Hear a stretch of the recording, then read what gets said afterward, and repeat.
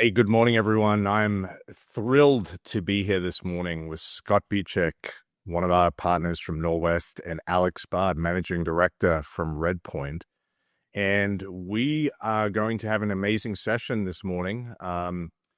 Let's start with Scott, zooming out a little. Before we get specifically into the topic at hand of AI SDRs, can you set the stage about what we're going through, the uncertainty we're facing as a market right now? What is your take on how AI technology can help organizations navigate these economic uncertainties? Well, first of all, thanks for having us both, Robert. It's awesome to be here, and excited to have this conversation with you.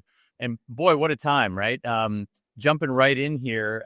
This year has been, a very dynamic year. A lot of ups and downs, a lot of twists and turns. And I think for companies, as they think about how to navigate the waters of all the volatility that we've been seeing this year and all the economic challenges that we've been up against, I think most companies that I talk to are thinking about how they continue to turn the knobs on becoming more efficient, how they do more with less.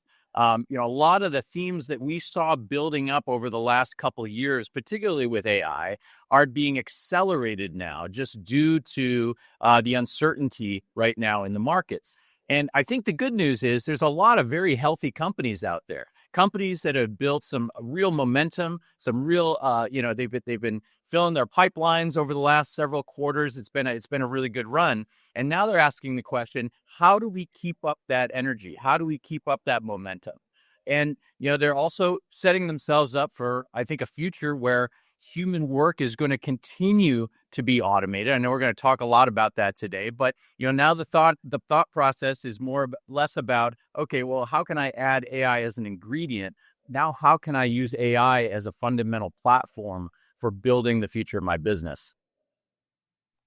You bring up a really interesting point, which, given these uncertainties that we're experiencing, I've been very excited about the potential that we can really generate out of this. I've always been a big believer that coming out of situations like these, there are new dynamics that present themselves and potentially opportunities. Alex, do you feel the same way about that? Looking at sort of everything we're experiencing, what is about the promise of AI SDRs agents that excites you most, given these sort of this environment we're in? Yeah, I mean, again, Robert, thank you so much for having Scott and I really enjoy these conversations with you all. The thing I would say is, you first of all, in terms of what's happening in the environment, Scott touched upon this. There's obviously a bit of turbulence right now. A lot of it is around sort of the trade wars and tariffs, and markets don't like uncertainty, and clearly we're still figuring it all out on kind of a global scale. The advice for companies is just to operate through it and focus on the business. I think the companies that will be able to sort of navigate through any sort of turbulence will be the ones that are still growth companies. You still see in public and private markets the highest multiples, the highest value being paid to companies that are growth companies. So that is kind of like the headline. It is still very important to grow. Now, where you're getting the ultra premiums are where you're a growth company, but you're doing it efficiently. You remember in the sort of the COVID era, you had growth at all costs. It didn't matter the cost of getting to that sort of growth. Today, again, public and private growth, but efficient growth is where all the premiums are. Now, how do you get to efficient growth? Well, the companies that are getting to efficient growth are the ones that are doing the best job of leveraging AI inside of the firewall to be able to do the job that they had done previously with people, now to do that more with technology. And I sort of step back out of all of that, and I think about just the major technological shifts over the years and the opportunities that those shifts create. And we all know, all of us were at Salesforce.com together. Benioff and the rest of the team did such a great job of taking advantage of the move to cloud. And that was like the technological shift going from on-prem to cloud, and the business model that supported it going from perpetual licensing to SaaS and monthly pricing, that created this like massive dislocation and opportunity for lots of amazing companies to be built. Not since then have we seen the same thing happening where it's both a technological and business model shift, and that is with AI. And AI is, I think, going to be even more disrupted than the move to cloud was. And I mean that both in terms of the technology itself and what it enables you to do, but also the business model that's sort of underpinning it more around work than necessarily an enabling technology. And so I think it is, regardless of what's happening in the market, some incredibly exciting time for the companies that are forward leaning into this shift. Scott, do you have anything you're sort of would add to that? And if you put yourself in a customer's shoes, for example, we've been talking about the companies that are selling these technologies, but as you think about as a customer, and companies may be looking to tighten budgets and think a little bit differently, what would you say about companies thinking about potentially embracing AI agents to supplement headcount or other areas where they might see benefits? Yeah, I think Alex touched on an important point, which is that we are experiencing a dramatic shift. It's almost like we're turning a massive chapter in the book of this entire journey that we're on since the beginning of the internet. Companies, I hear companies think a lot about AI as an enabler, as a way to, help them be more productive, or maybe they can, augment their human workers and become more efficient. Then there's other companies that view this in a totally different way. They view this chapter as being the next 10 to 20 years of where the entire world is going, not just the technology world. I mean, bear in mind that AI is going to benefit technology companies, but it's going to benefit non-tech companies as well. We see CPG and manufacturing getting, completely revolutionized in how they think about running their businesses and being productive as we look toward the future. And so I think that mental mind shift is something that we're seeing in 2025. It's really exciting, because now, more than just, thinking about how do we, maybe we adopt a little bit of AI in some app that we currently use, companies are starting to say, okay, what are the next 10 years of our business really going to look like? We're starting to see AI agents now, for example, that are doing more than what we've experienced initially with ChatGPT. We're starting to see AI agents do deeper level reasoning. And if you can imagine AI continuing down that road, which it will continue to think more creatively. It'll think more complex. It'll be more sequential. It'll be multi-step. In a way, it just becomes more human. And as you start to think about how that affects our ability to sell, it's going to not only help our lowest order sellers and agents, but it's going to help everyone up the entire sales stack, all the way to the CRO in the company. And I think that's part of why, companies that are fully embracing the 10 to 20 year vision are not looking at this as, let's just simply help our SDRs, but they're thinking about their AEs, they're thinking about their managers, they're thinking about the entire chain all the way to the CEO. And I think the companies that are leaning into this the most, all of this new thinking is actually coming from the CEO right on down. Yeah, Robert, I'll maybe add to something Scott said that I think is exciting. Like by virtue of the position that Scott and I are in, being in venture capital, it's an amazing time. We get to see like some of the latest and greatest innovations, and we get to see it across different markets, and we get to see it in different stages, right? And so we're seeing already today AI in customer service and support, augmenting humans in certain cases when it's more of a level 2 or level 3 type support, replacing humans altogether when it's level 1 and sort of more generally repetitive.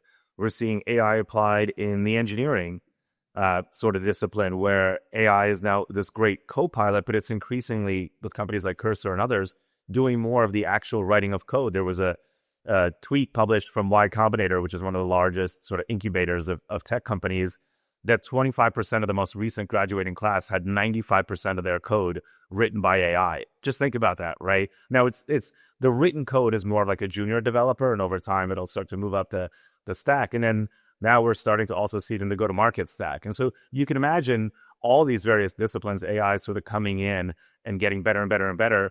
The other thing that I think is pretty amazing, and Scott touched upon this, is as we're moving up the sort of the rungs of AI capability, more and more real value is unlocked from originally when it was Chat GPT 3.5 to now you can see it with 4.0 and sort of later what you're able to do. But now it won't be kind of a one-off, like you ask it a question, it gives you an answer.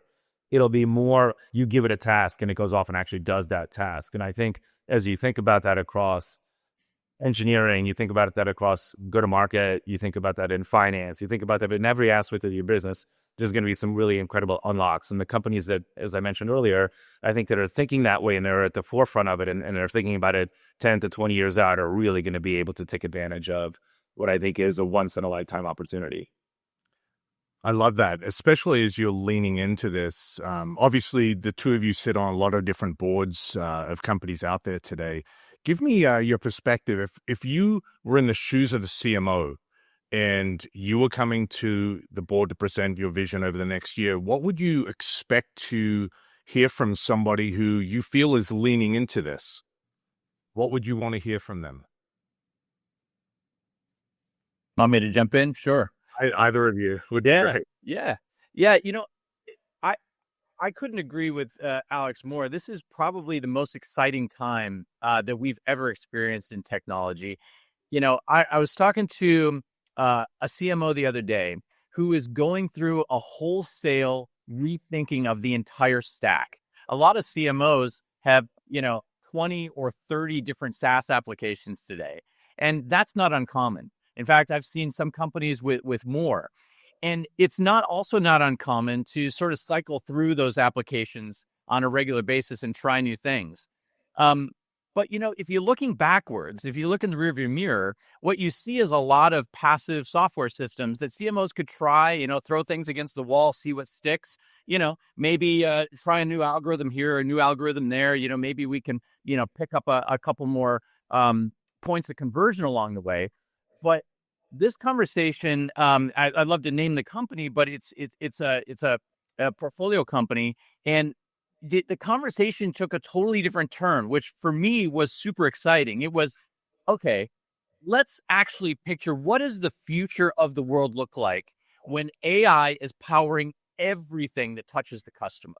From the moment that customer has an interaction with our brand anonymously, all the way through the entire funnel into the point where we are engaged with that customer and we continue to support them. So this is where marketing and sales start to, kind of have a blurry line, which for me gets very exciting because AI doesn't think in terms of marketing or sales. AI does exactly what we tell it to do. And great AI systems will reason their way through, okay, how can we help connect and create more meaningful connections and relationships at every step of the customer journey.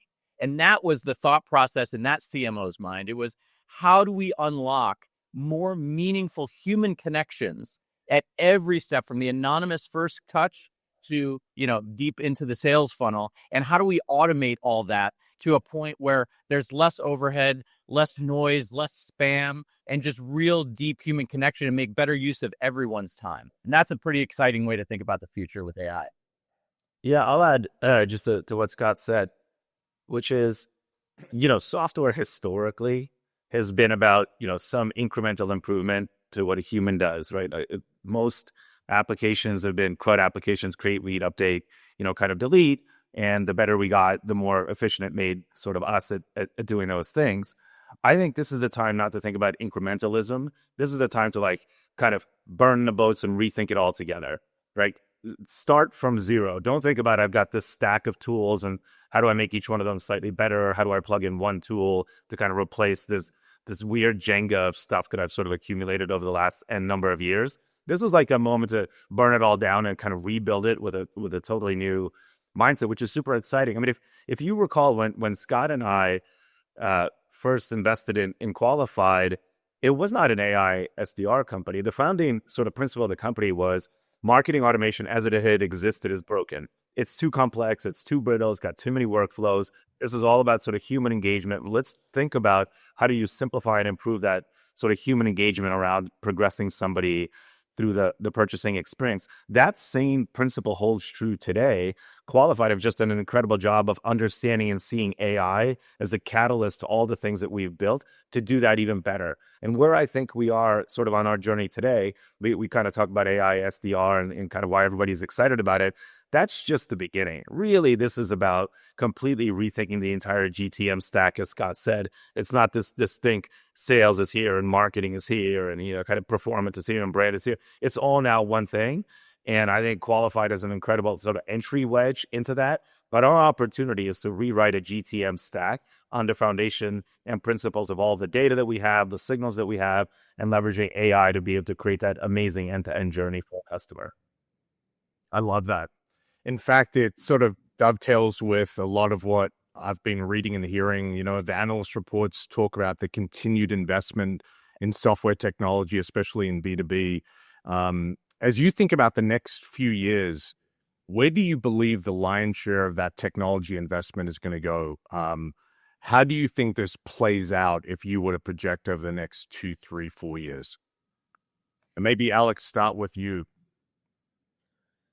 Yeah, look, I mean, I think we've been talking about this. If I'm the CEO, and I think Scott is absolutely right, this can come bottoms up with kind of like individual, drivers rather than passengers inside of the company.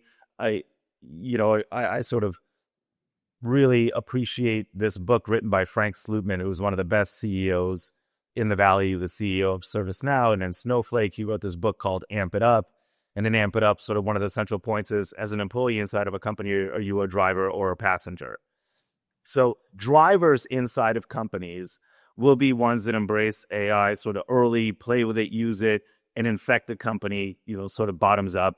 But I also think that for real transformational change, it has to come top down. It has to come from the executives. It has to come from the CEO. So when you think about investment, if I were the CEO of any company at any scale, a massive company today down to a small company, I would be pushing across the entire organization this thinking of how do we become better, smarter, faster, more efficient, leveraging AI. And if you don't have an AI story inside of your department, and if it's not universal across the company, I think you're really going to get lapped by somebody very, very quickly. And so when I think about that investment, I think it's across every part of the organization. We talked about it. We see it, the low-hanging fruit in customer service. There's a lot of repeatability and sort of, people aren't happy in their role, and there's a lot of churn. And so like we see it there. We now see it in engineering. We're seeing it in the GTM stack. I'm seeing it a lot in finance. We're seeing it in legal. Literally, I mean, you're hearing us kind of talk about every aspect of the business, but I think that that's absolutely right.